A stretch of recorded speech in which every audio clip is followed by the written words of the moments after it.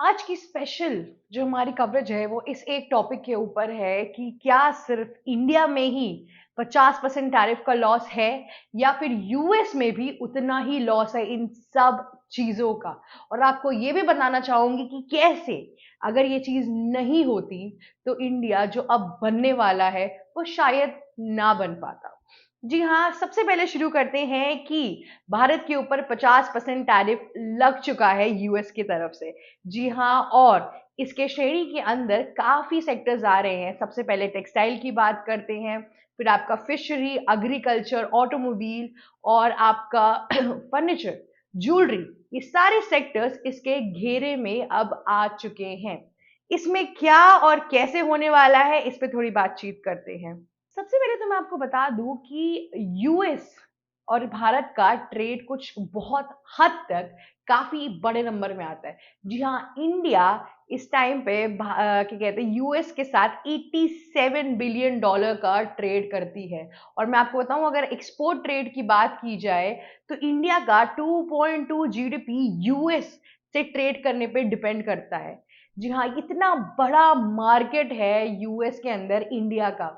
और सारे देशों में अगर आप देखिए तो चाइना, रशिया, इन सब की जगहों पे डेफिसिट बहुत है इंडिया और कहते हैं अलग देशों के ये ट्रेड पर अगर आप क्या कहते हैं यूएस के साथ देखें तो इंडिया ही एक फिर भी एक अलाइनमेंट में रहता है जहां पे 60% of the market India produce करता है यूएस के अंदर। जी हाँ, यूएस का मार्केट इंडिया के लिए काफी तरीकों से खुला हुआ है और इस टाइम पर यूएस में भी अनरेस्ट आ चुका है। यूएस के ग्लोबल मार्केट में काफी उतार चढ़ाव देखने को मिल रहा है। उनका भी शेयर मार्केट गिर रहा है क्योंकि इस टाइम पे फर्नीचर, ज्वेलरी, श्रिम्स बहुत हद तक इंडिया एक्सपोर्ट करती है यूएस के अंदर। अगर आप मान लीजिए यूएस की 70 या 60 to 70% श्रिम्स का जो एक्सपोर्ट होता है वो इंडिया से ही जाता है। फर्नीचर, हैंडीक्राफ्ट और इन सब चीजों का जो पूरा मार्केट है, ये जो पूरा आर्टिटेक्ट पूरी चीजें हैं, ये सब इंडिया की तरफ से यूएस में जाती है। इस टाइम पे यूएस के अंदर काफी लॉसेस भी देखने को मिल रहा है। इस टाइम पे यूएस भी इन्फ्लेशन के थ्रू गुजर रहा है क्योंकि इंडिया ने अपने प्रोडक्ट्स काफी महंगी कर दिए इस टाइम पे। इन टैरिफ्स को बचाने के लिए काफी हद तक ट्रेड हो ही नहीं रहा है। इस टाइम पे एक्सपोर्ट क्या कंपनीज के अंदर काफी अनरेस्ट आया है, पर वो काफी हद तक होपफुल भी दिखाई दे रहे हैं। वो कह रहे हैं कि हमारा लॉसेस तो होगा पर हम साथ ही साथ अलग अलग कंट्रीज को भी अप्रोच करना शुरू कर चुके हैं, जैसे साउथ कोरिया, साउथ अफ्रीका, आपका ये रशिया, चाइना, इन सब जगहों पे ये कहते हैं इन्होंने एक्सपोर्ट मार्केट अपना शुरू कर दिया है। वियतनाम, जापान, ये सब जो चीजें हैं, जैसे कि मैंने कल आपको बताया था कि कैसे मारुति की इलेक्ट्रिक कार ने काफी हद तक तूफान मचा दिया है। 100 से भी ऊपर कंट्रीज के अंदर उसको लॉन्च किया जा रहा है इस टाइम पर। तो ऑटोमोबाइल सेक्टर्स के पास भी नया एरिया खुलेगा जिससे उनके जो गियर सिस्टम और ये जो रिपेयरिंग पार्ट्स है जो इंडिया एक्सपोर्ट करती थी यूएस और इन सब जगहों पे, वो अब वो शिफ्ट करके वहां भी ले जा सकती है। हालांकि अब बात यूएस में करते हैं, इस टाइम में इन्फ्लेशन ज्यादा हो गई है यूएस इकोनॉमी के अंदर। अगर आप देखेंगे तो जो क्रीम लेयर है, जो एजुकेशन क्लास है, जो फर्स्ट कॉलर जॉब्स है, उसमें आपको मैक्सिमम इंडियंस मिलेंगे। लेकिन जो ब्लू कॉलर जॉब्स है जहां पे मैक्सिमम लोग, यूथ, यंगस्टर, बच्चे जो अपनी पॉकेट मनीज को चलाने के लिए इन सब शॉप्स के अंदर काम करते हैं, इंडस्ट्रीज के अंदर काम करते हैं, इन सारी शॉप्स के अंदर काम करते हैं, इन सारी इंडस्ट्रीज के अंदर काम करते हैं, इन सारे सेक्टर्स में काफी हद तक प्रॉब्लम आएगी। अब देखिए, इंडिया के अंदर एक प्रथा है जहां पे माँ बाप आपको 18, 24, 20, 25 साल तक ऑलमोस्ट एक तरीके से फाइनेंशियल एड दे देते हैं, एक तरीके से फाइनेंशियली आपको स्टेबल करके चलते हैं। पर यूएस के अंदर वेस्टर्न कल्चर है जहां पे 18 साल होते ही लोग बाहर निकल जाते हैं ऑन देयर ओन, अपनी मैकडोनल्ड्स में काम करते हैं, डोमिनोज में काम करते हैं, किसी शॉपकीपर के यहाँ काम करते हैं और अपना पॉकेट मनी उसी हिसाब से निकालते हैं। ये सब चीजें इंपॉर्टेंट भी है, सोशल वेलफेयर के अंदर भी आती है यूएस के में। तो इन सारे तबके लोगों को काफी हद तक इफेक्ट होगा क्योंकि अगर सामान ही इतना महंगा आएगा तो शॉपकीपर्स कैसे इन लोगों को रखेंगे, कहीं ना कहीं तो अपना जो लेबर कॉस्ट है इसको कम करेंगे। तो इस टैरिफ का पूरा अगर मैं आपको बोलूं, कंपनीज को भी हटा दीजिए, सबसे ज्यादा प्रॉब्लम यहाँ पे लेबर कल्चर को आएगी, इंडिया में भी और यूएस में भी, क्योंकि ले ऑफ शुरू होना स्टार्ट हो जाएगा। और इंडिया में अगर बात करें तो आपको पता है कि कितने सेक्टर्स में हमारे कितने मधुबनी आर्ट ले लो, कितने छोटे-छोटे क्या कहते हैं गाँव के अंदर लोग ये सारे हैंडीक्राफ्ट चीज़ें बनाते हैं और सब कुछ करते हैं। इन सब के पास जो इन्फ्लेशन इस टाइम पर आएगा, इन सब की जो क्या कहते हैं अगर यूएस के अंदर इनकी चीज़ें कम हो जाएँगी, इनकी डिमांड कम होगी तो ऑब्वियस सी बात है कि मिडल मैन जो इनसे खरीद रहा है रिटेल प्राइस पे, वो भी कम हो जाएगा। तो इन सारे आर्टिशियंस जितने भी हैं, ये सब जो आर्टिस्ट हैं, इन सबको काफ़ी हद तक दिक्कत होगी, हैंडीक्राफ्ट वालों को काफ़ी हद तक दिक्कत होगी और हो सके इनको अपना सामान काफ़ी सस्ते में भी बेचना पड़ सकता है, जब तक हमें एक नया बायर नहीं मिल जाता है। हालाँकि पीएम नरेंद्र मोदी, एस जयशंकर ये लोग काफ़ी हद तक लगे हुए हैं नई कंट्रीज़ को अप्रोच करने के लिए, चीज़ें देखने के लिए, पर फिर भी ये टाइम टफ है। इंडिया को कुछ करीबन आपको बता दूँ मैं 2 से 3% लोअर पॉइंट्स में क्या कहते हैं जीडीपी पे असर भी आएगा इस टाइम पर। जी हाँ, इंडिया की जीडीपी भी इन सब चीज़ों से काफ़ी अफ़ेक्ट होती हुई दिख सकती है। और दूसरी तरफ अगर हम बात करें कि कैसे डोनाल्ड ट्रंप ने फिर से एक तड़म खेला। जी हाँ, एक तरफ हम पे टैरिफ लगा के वो चले गए क्योंकि हम रशियन ऑयल खरीद रहे थे और उस रशियन ऑयल से वार फंड में क्या कहते काफ़ी क्या कहते बेनिफिट हो रहा था रशिया को और दूसरी ओर उन्हें एनर्जी डील भी साइन करने जा रहे हैं रशिया के साथ। ये क्या दोगलेबाज़ी है? डोनाल्ड ट्रंप इन्हीं सब चीज़ों के लिए माने जाते हैं, उनसे बड़ा झूठा और दोगला आप शायद ही किसी यूएस प्रेसिडेंट को इस टाइम पर देखेंगे। उन्होंने सिर्फ़ और सिर्फ़ हमारे देश की इकोनॉमी नहीं बर्बाद की, उन्होंने अपनी देश की भी इकोनॉमी बर्बाद कर दी और इस तरीके से बर्बाद की कि जब तक वो नए बायर्स, नई तरीके की चीज़ें लेकर आएँगे, वे लॉसेस झेल ही नहीं पाएँगे। वे लॉसेस के अंदर काफ़ी हद तक दिक्कत आएगी। एक नया कि कहते हैं जब तक टेन्योर वो लेने जाएँगे तब तक ये दिक्कतें चलेंगी ही चलेंगी। तो खुद तो डूबेंगे सनम, तुमको भी साथ लेके डूबेंगे। उन्होंने कुछ ऐसा यूएस का हाल किया है। हालाँकि यूएस मीडिया इस चीज़ के काफ़ी खिलाफ है और वो ये बता रही है कि कैसे अनएम्प्लॉयमेंट रेट बढ़ता जा रहा है।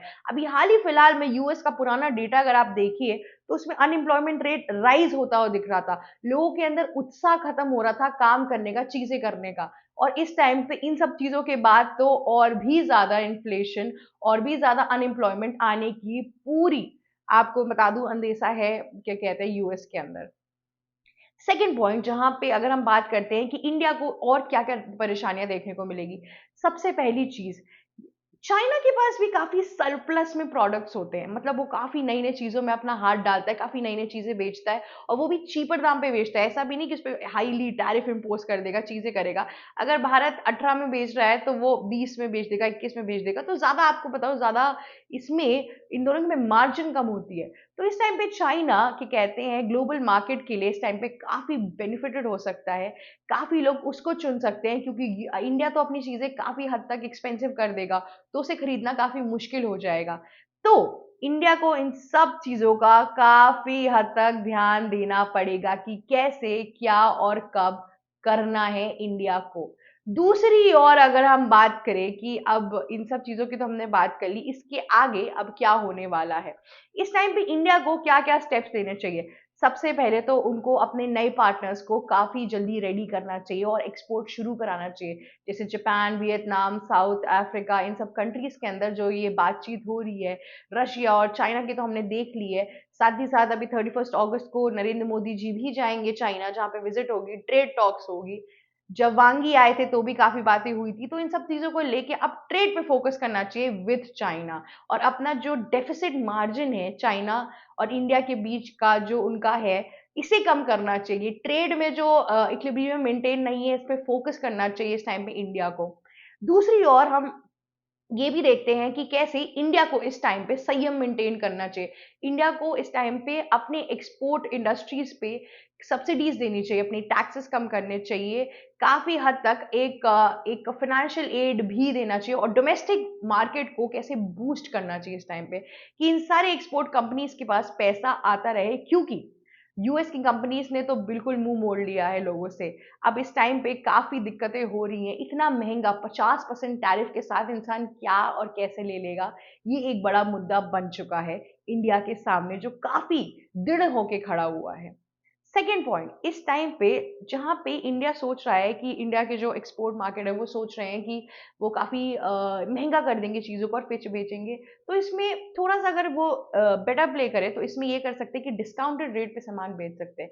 जो उनकी प्राइस है उस पे वो डिस्काउंट दे सकते हैं। बाकी चीज़ों के अंदर आप अपने आप से उसको क्या कहते हैं टैरिफ या टैक्सेस के अंदर वो चीज़ें इम्पोज कर सकते हैं। पर अगर सामान कुछ 19 का मिल रहा है तो 18 का या 17 का उसे बेचकर बाकी का जो अमाउंट है वो टैरिफ के अंदर डाल के या फिर टैक्सेस के अंदर डाल के वो उसे थोड़ा सा वहां से लॉसेस हटा सकते हैं। क्योंकि इस टाइम पे इंडिया का सामान रेडी हो अब आप समझो कि किसी का सामान रेडी हो चुका है और उस पर 50% टैरिफ लग गया है और उसे फिर बेचना है, तो वो चीज़ें काफ़ी अनरेस्ट में चल रही हैं, जिस चीज़ों पे हम अभी बात कर सकते हैं और उस पे काफ़ी हद तक एक नई योजनाएं लेकर आ सकती हैं। दूसरा, सेक्टर्स जैसे श्रिम्प हो गया, फार्मास्यूटिकल हो गया, हैंडीक्राफ्ट हो गए, ये सब जो है कि इंडिया की ना एक तरीके से मैं आपको बताऊँ क्या है, यूएसपी है। ये इंडिया में ही मिल रही है, इंडिया की चीज़ें इनकी थोड़ा इनकी स्पेशलिटी है तभी वो इंडिया पे जा रहे हैं। तो इन सब चीज़ों के अंदर क्या कहते हैं अपनी डिमांड बढ़वा सकते हैं लोगों से इन सब चीज़ों में। ये सब ट्विस्टेड चीज़ें हैं, ये सब क्या कहते हैं स्पेशल और रेयर चीज़ों में आती है, तो इस पे काफ़ी हद तक चेंजेस ला सकते हैं। दूसरी ओर अगर हम यूएस में बात करें तो काफ़ी हद तक एग्रीकल्चर में दाल, चावल, चाय पत्ती ये सब महँगा होने वाला है और इंडिया को इस पे महँगाई दिखानी भी चाहिए क्योंकि ये सब में सबसे ज़्यादा भुखमरी की सिचुएशन इंडिया पे आ सकती है क्योंकि हमारे फार्मर्स का जो एरिया है वो अभी भी इतना एम्पावर्ड नहीं है, इतना डेवलप नहीं है, उसको अभी भी पुश चाहिए, चीज़ें चाहिए। ये सब बहुत क्या कहते हैं सीज़न बाय सीज़न काम है। अगर सीज़न में इनको अच्छा सा धंधा नहीं मिला, अगर सीज़न में इन्हें अच्छा खासा पैसा नहीं मिला तो लेटर काफ़ी इश्यूज़ हो सकते हैं। तो ये है कि किस तरीके से इंडिया इस टाइम पर अपनी योजनाएँ और चीज़ें बेहतर कर सकता है, क्या कर सकता है और कैसे इन सब चीज़ों में एक नया रूप भी देखने को हमें मिल सकता है। इन्हीं सब चीज़ों के साथ और सारी बातें करेंगे, बने रहिए एबीसी हिंदी के ऊपर। मेरा नाम शिव चित्रांशी है, हमें प्लीज़ लाइक, शेयर, सब्सक्राइब और कमेंट करना मत भूलिएगा। Thank you for watching us. ABC Hindi news आज ही जुड़िए हर खबर के साथ।